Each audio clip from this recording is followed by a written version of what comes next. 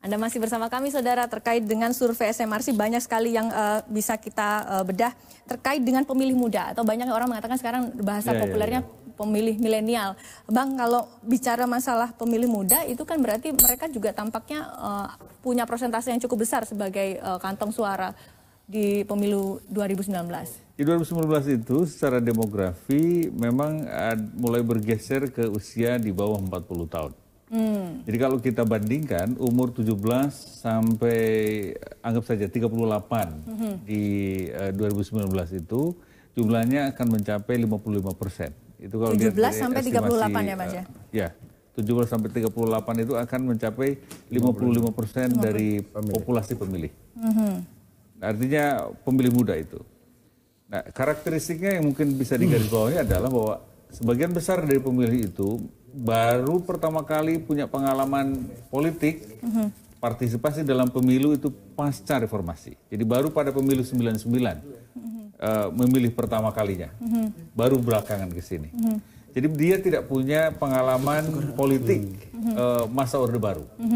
Nah itu jadi mereka terekspos pada sistem yang lebih demokratis saat itu. Itu satu. Yang kedua, artinya pendekatan kampanye 2018-2019 yang cukup menjiwai atau yang cukup sesuai dengan mereka itu nanti akan jadi kuncinya ya? Ya itu karena lihat dari tingkat konsumsi mereka terhadap media. Itu memang bergeser sekali. Secara nasional memang media behavior kita udah bergeser dari print ke digital. Itu udah bergeser jauh sekali. Kalau kita lihat sumber informasi politik yang paling penting menurut pemilih kita itu udah bergeser sekali. Dari TV masih paling tinggi, tetapi dari print ke digital itu udah bergeser. Lalu konsumsi media sosial. Nah, kelompok-kelompok di bawah di kisaran usia itulah sekarang yang mendominasi konsumsi dan partisipasi di dalam media sosial dibanding umur 40 tahun ke atas.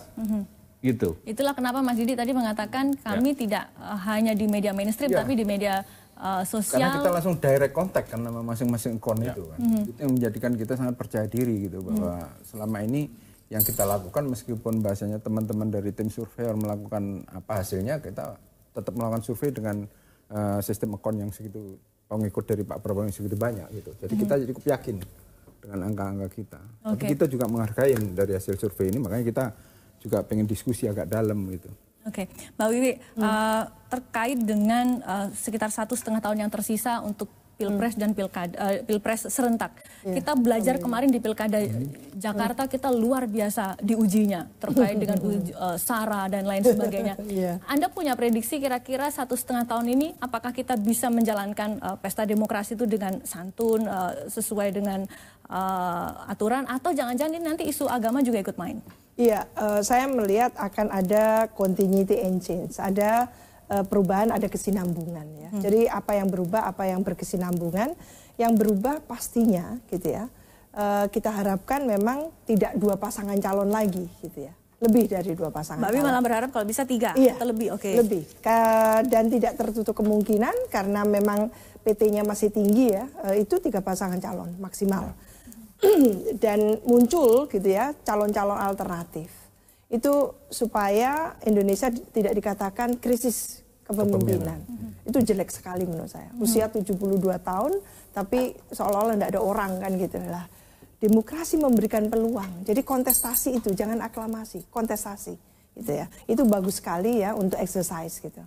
Lah, ada perubahan yang seperti itu, tidak terpaku pada 2 pasangan calon, tidak terpaku hanya Prabowo dan Jokowi gitu ya, tapi akan ada calon-calon lain yang bermunculan, baik dari ketua umum partai maupun mungkin dari yang profesional dan sebagainya.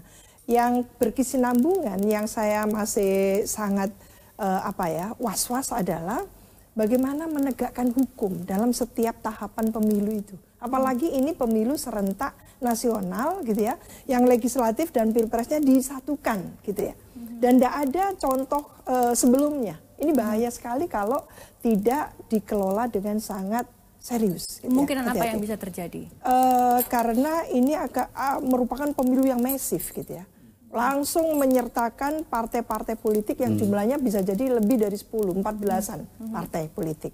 Lalu ada calon-calon, itu ribet sekali, pasti gitu ya.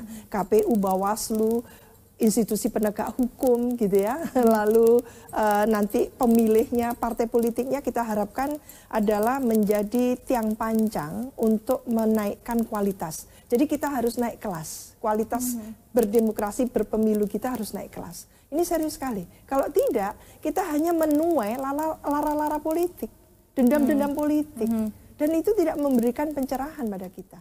Lah ini yang harus disadari sejak awal. Ini serius sekali. Gitu. Apalagi kita sudah menangkap ada kecenderungan kohesivitas sosial kita yang agak terancam, agak tidak settling in gitu ya istilahnya itu. Kita jangan berpura-pura seolah-olah tidak ada apa-apa, semuanya settling in, tidak.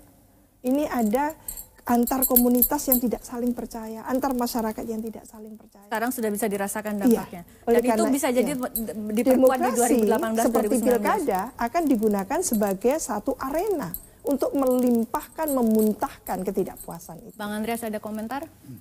Ya, dari pengalaman-pengalaman termasuk yang terakhir pilkada, misalnya berkaitan dengan pilpres. Kami melihat bahwa dari hasil survei tadi, misalnya pemerintahan ini Jokowi dan JK ini mempunyai, ya artinya oleh masyarakat ini mempunyai kinerja yang baik. Gitu. Tingkat kepuasan tinggi, elektabilitas tinggi. Nah, tetapi mungkin itu tidak cukup gitu. Sama kayak di pilkada DKI kemarin. DKI. Sehingga ya mungkin yang harus diantisipasi atau harus saya katakan dari sekarang yang harus diantisipasi adalah hal-hal yang sifatnya ya isu tadi gitu. Isu-isu yang kemudian ya Memainkan politik SARA, identitas seperti itu. Kemudian SARA.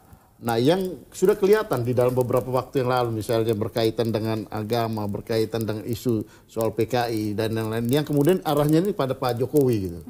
Dan ini tidak ada kaitan dengan kinerja sebenarnya. Tapi kemudian ini menjadi salah satu faktor yang bisa merubah. Nah, sehingga ini yang digoreng harus terus, digoreng terus gitu.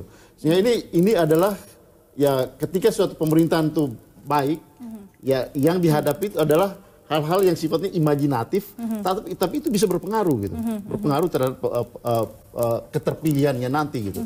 Sehingga itu yang harus diantisipasi. Di samping kerja-kerja real tadi gitu, harus tetap dijalankan. Yang berikut adalah ya tadi yang disampaikan oleh Mbak Wiwi tadi gitu. Kita bisa bayangkan bahwa di dalam pemilu 2019 nanti rakyat itu akan dihadapkan dengan kertas suara untuk pilpres, kertas suara untuk pileg yang jumlah partainya sekian banyak, jumlah calon anggota legislatif di tiap partai itu DPD, DPR. Ya sekian puluh di tiap ini. Kemudian ada DPRD, kemudian ada DPRD provinsi, DPRD kabupaten, kemudian ada DPD. Jadi ada 5 kertas suara yang harus mereka terima. Nah, dan ini berjalan bersamaan. Tadi berkaitan lagi juga dengan asosiasi orang antara presiden dengan partai politiknya gitu. Nah, ini tentu menjadi sangat complicated. Tentu untuk masyarakat sederhana ini tidak terlalu mudah juga gitu. Kalau ini ditimpa lagi dengan isu, ini akan menjadi suatu tantangan yang luar biasa gitu. Oleh karena itu saya sepakat dengan tadi yang disampaikan oleh Mbak Wiwi juga, ini harus sejak dari awal tugas daripada ya KPU sebagai lembaga yang pelaksana pemilu, kemudian juga masyarakat, ya termasuk ya civil society juga harus ikut membantu partai politik, tentu civil society untuk ikut membantu edukasi terhadap pemilih di dalam proses. Oke, kita nanti akan mendengarkan perspektif dari Mas Didik terkait dengan bagaimana untuk bisa mengkondisikan 2018, 2019 tetap kondusif, tetap bersama kami.